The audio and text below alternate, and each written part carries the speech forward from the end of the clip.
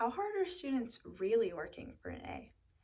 Nowadays, getting an A becomes an easier task every year, and this is due to a problem known as grade inflation. Now, this is an issue because students believe that they're getting a complete understanding of the material. Today, I'm going to go further in depth on why it's an issue, I'm going to provide a solution, and then explain its relevance. So first, let's talk about what grade inflation is.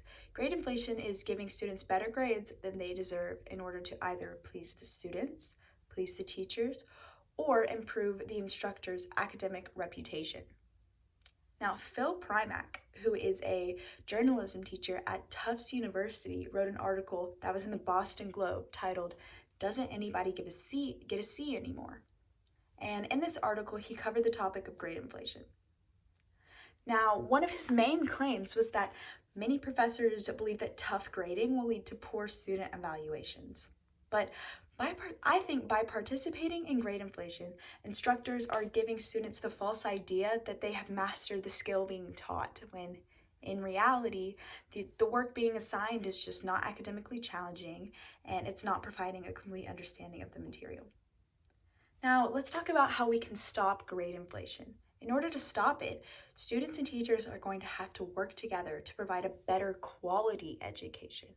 Teachers, unfortunately, are going to have to stop caring about how students are going to evaluate them and start giving students the grades they deserve. Students should not be getting A's when they deserve F's. Now, students are going to have to provide better quality work and they're going to have to respect the teacher's criticism. Because if students aren't putting their best work forward, the teachers can't help them. Now, you're probably wondering, why is this relevant to me?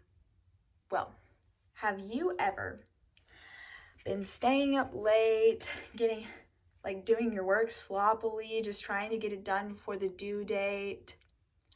Well, once you turned it in, if you got a grade that was just as good as someone who was working hard and who didn't procrastinate, you have been a victim to grade inflation.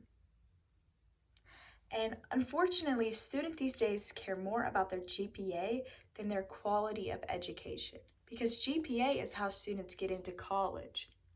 Now, at my school, if you take an AP class, that means you get 5 GPA points instead of 4. And if you take an honors class, you get 4.5 points instead of 4. So students are taking these honors classes in order to improve their GPA.